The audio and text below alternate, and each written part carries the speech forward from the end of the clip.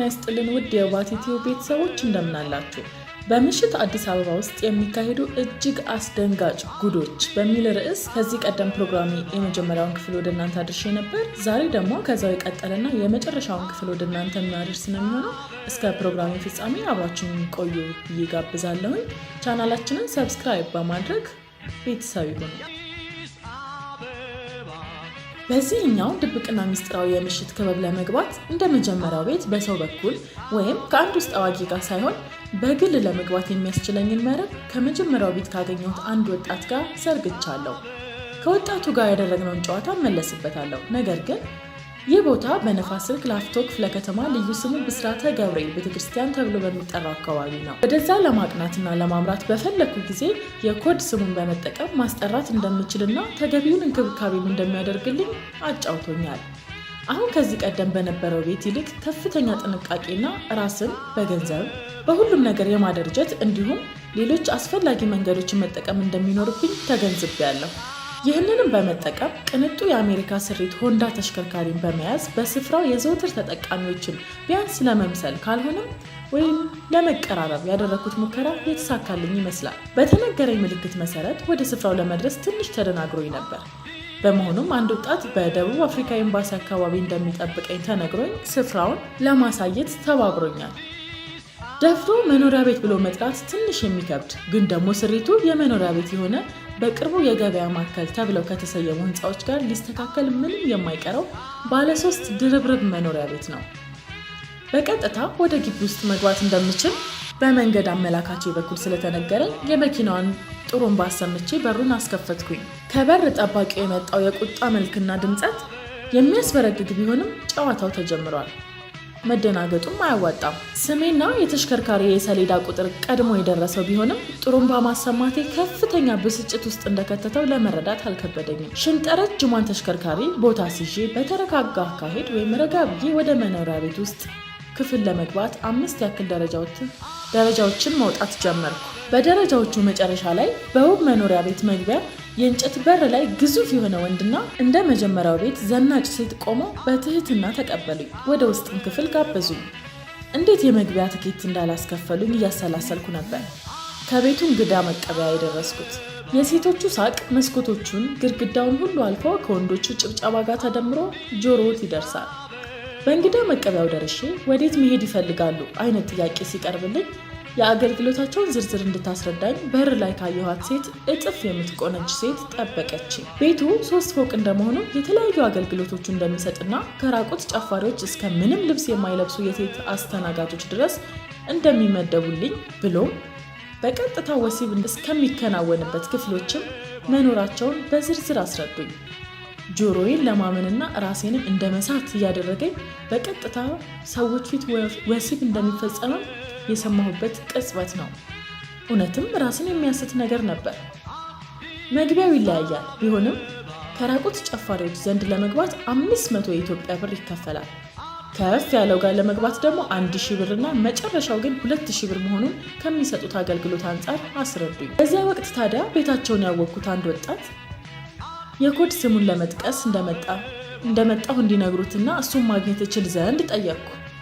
በአጋጣሚ የቤቱ አንደኛ ክፍል ውስጥ ከእንግዶች ጋር ኖሮ ሲደወልለት አፍታም ሳይቆይ ነበር የመጣው። ወደ እኔ በመምጣት በሞቀ ወዳጅነትና ሰላምታ እየተቀላቀለኝ የእሱ እንግዳ መሆኔን በመናገር 1000 ብር ብቻ በመክፈል የቤቱን የትኛውም ክፍል ውስጥ የመዝናናት ሙሉ መብት እንዳለኝና በልዩ እንክብካቤ ወደ ራቆት ጭፈራ ቤት ውስጥ ይዞኝ ገባ። አሁን የባለ ሀብቱ እንቅስቃሴ ነው የሚከናወነው።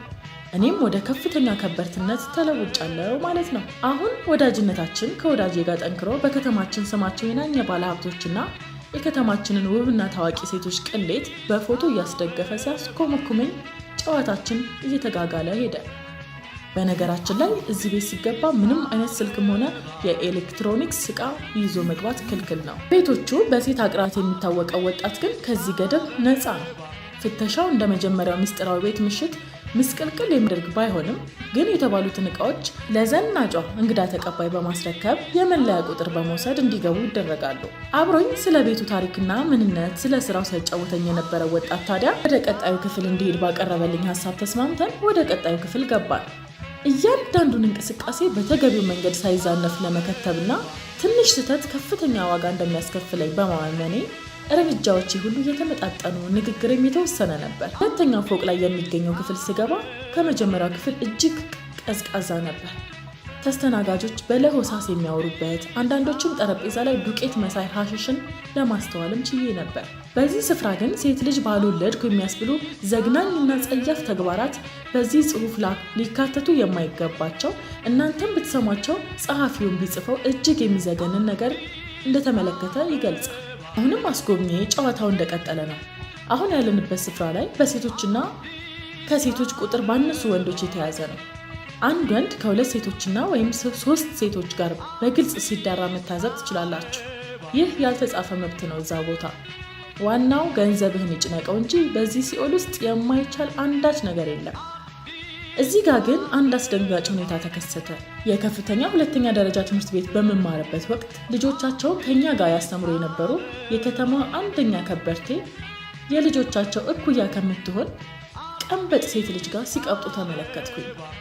በዚህ ስፍራ ታዲያ ሴቶችን ለጨረታ የሚያቀርቡት አጋጣሚም እንዳለ ለማወቅ አስጎብኚ በሌላ ጥያቄ አስታክኬ መጠየቅ ነበረብኝ። የሚገርምህ ነገር አዲስ አበባ ውስጥ ይህንን የሚያክል ምሽት ቤት የለም። ሁለቱም ጾታዎች የፍላጎታቸውን የሚያገኙበት ስፍራ ነው።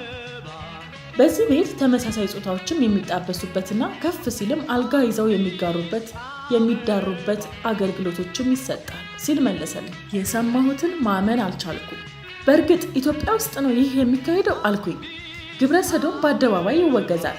እንዲህ አይነት ቦታ ግን ግልጽ ነው። ተመሳሳይ ጾታ ግንኙነት የአማኞችና የቃል ኪዳን ምድር በምትባለው ሀገር ያውም በመናገሻው አዲስ አበባ ይካሄዳል። ይህ እውነት ጉድ ነው። አስገራሚው ነገር ደግሞ ኢትዮጵያን ከተለያዩ ጥቃቶች ይከላከላል የሚለው ኤጀንሲ ዋና መስሪያ ቤት በ200 ሜትር ርቀት ላይ መገኘቱ ይበልጥ ድንጋጤና ግርምትን የሚፈጥር ነው። ይህንን ሁሉ እያሰብኩኝ ርቄ ሄጄ ይኖሯል። ምን ነው ደበረህ እንዴ እንውጣ የሚለው የአስጎብኚ ጥያቄ ነበር ወደ ቀልቤ መለሰኝ። ለደከመኝና ሌላ ሙዚቃ ውስጥ ከፍ ያለ ተመሳሳይ የሆነ ቤት እንዲወስደኝ ጠየቅኩት። በፍጹም አላቅማማም። ጉዞ ወደ 3ኛ ቤት ሄድን። አስደንጋጭ የአዲስ አበባ የምሽት ጉድ ይቀጥላል። 3ኛው የምሽት ምስጢራዊ ቤት ቦሌ ሳይኬክ ቤት በሸገር ህንፃ በኩል በሚወስደው ጸጥታ በተሞላበትና አልፎ አልፎም የከፍተኛ ባለስልጣናትንም መኖሪያ ቤቶች የሚጠብቁ የፌዴራል ፖሊስ አባላት የሚታዩበት የዝምታ መኖሪያ መንደር ነው። በዚህ አካባቢ አይደለም ዘፈን ቀርቶ ጮክ ብሎ መወያየት ራሱ ጸጥታውን ስለሚያደፈርስ በለሆሳስ ነው መንገድ የጀመርነው። አካባቢውን እንደ እጄ መዳፍ ባውቀውም ስፍራውን ግን በአስጎብኚው እርዳታ ራሱ ማግኘት ተቸግሬ ነበር። ኳራንቲን ቤት የተባለው ቦታ ምክንያቱም አስጎብኚያችን ሲናገር ኮሮና ኢትዮጵያ ከተከሰተ ጀምሮ መጠጥ ቤቶችና የከተማ ቅንጡ ክለቦች በመዘጋታቸው የለመዱት የቀሩባቸው ሰዎችን በማሰባሰብ ድብቅና ሚስጥራዊ ምሽት ቤት በመከፈቱ እንዲሁም ለቀናትና ለሳምንታት እንደመጀመሪያው ሚስጥራዊ ቤት ሁሉ እነዚህን መቆየትና መሰንበት የሚቻልበት አሰራር መኖሩን ጠቆመኝ። ሴቶች እንደመጀመሪያው ቤት እዚህ ቤት ከሳምንት እስከ ሳምንት በተለይም ደግሞ ረቡዕ እና ዓርብ ለጨረታ የሚቀርቡበት ጊዜ ነው ይላል። አሁንም እንደ 3ኛ ምስጢራዊ ቤት ለመግባት ተመሳሳይ ቅደም ተከተሎችና ተቀራራቢ የመግቢያ ክፍያዎች የሚከፈሉ ሲሆን ቤቶችም በቅርጻቸው የተለያዩ በመሆናቸው እንጂ ምንም አይነት ልዩነት የላቸውም። በዚህኛው ቤት 1000 ብር የመግቢያ መክፈል ግዴታ ነው።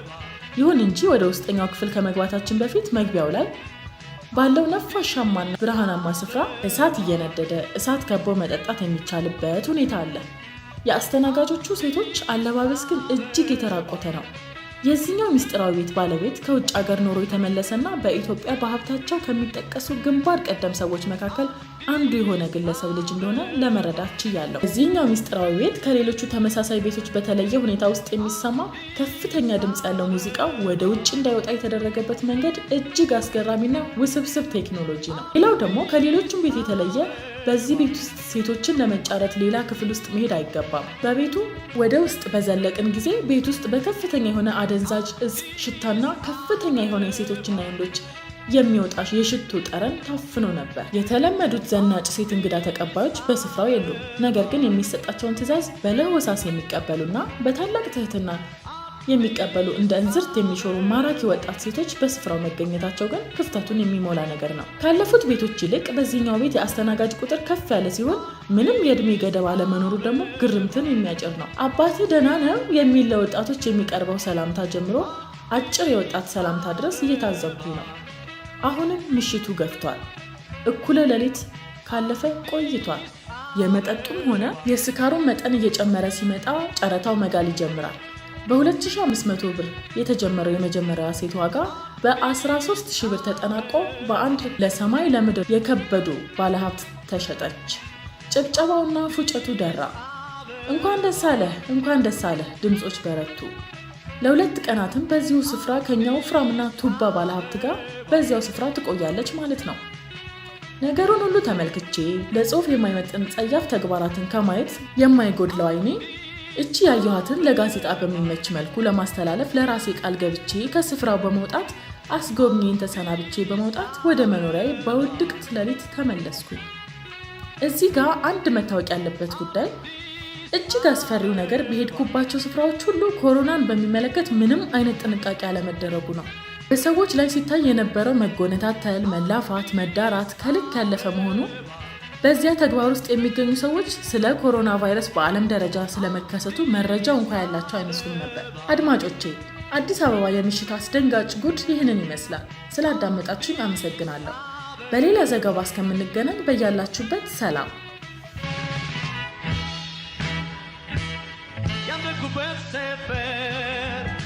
የልጅነት ጊዜ ይናፍቀኝ